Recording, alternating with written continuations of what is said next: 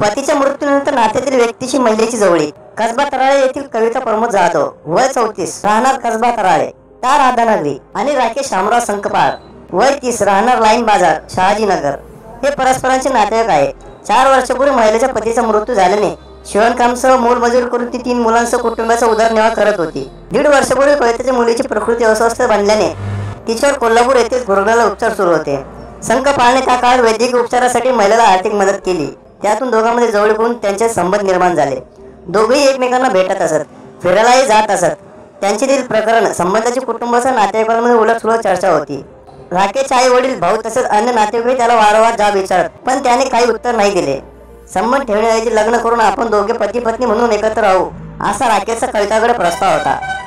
मात्र तिने त्यास नाकारले। सतत पैशाचा तगादा लावला। यावरून त्यांच्या सतत खटके उडत होते। 2 दिवसापूर्वी त्यांच्या जोरात वाद झाला होता, ज्यामुळे राकेश कमलेचा त्रस्त बनला होता।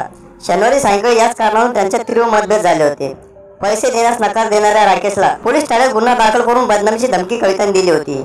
त्यामुळे राकेश चांगलाच तापला। म्हणून कवितेला कायमचे संपवण्याचा राकेशने कट रचला।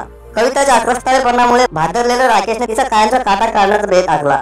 शनिवारी रात्री त्याने धारदार कोयता खरेदी करून घरात आणून ठेवला। रविवारी कवितेला संपवायच्या या इराद्याने त्याने आपल्या वृद्ध आई वडिलांना गावाकडे पाठवले आणि 2 वाजता कवितेला घरी येण्यास बजावले। ठरलेल्या वेळेप्रमाणे कविता दुपारी 2 वाजता कसबा बावडा येथील शहाजीनगर लाईन बाजार येथील राकेशच्या घरी आली।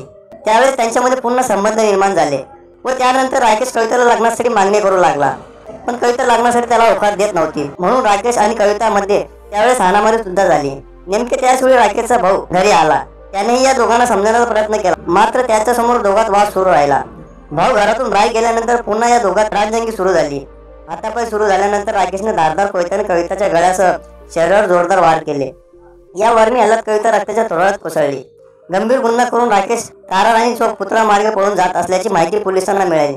सहाय्यक पोलीस निरीक्षक किरण भोसले, शिवानंद कुमार, अजय घोडबोले, महेश खोतसह अन्य पोलिसांनी पाठलाग करून राकेशला ताराराणी चौकात पकडले।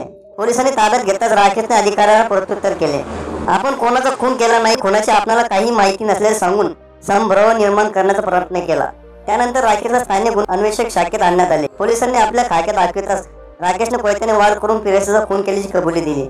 राकेश संकाळाविरुद्ध शहापुरी पोलीस ठाण्यात खुनाचा गुन्हा दाखल करून त्याला अटक केल्याचे पोलीस निरीक्षक राजेश गवळी यांनी सांगितले। अशा संबंधामुळे 2 कुटुंब उद्ध्वस्त झाले। कविताने असे संबंध ठेवण्यापूर्वी आपल्या 3 मुलांचा तर विचार करायला हवा होता। त्या लहान मुलांनी बापाला सुद्धा गमावले आणि आईपासून सुद्धा वंचित झाले। म्हणून असे संबंध ठेवण्यापूर्वी वेळेतच सावध व्हायला पाहिजे। धन्यवाद।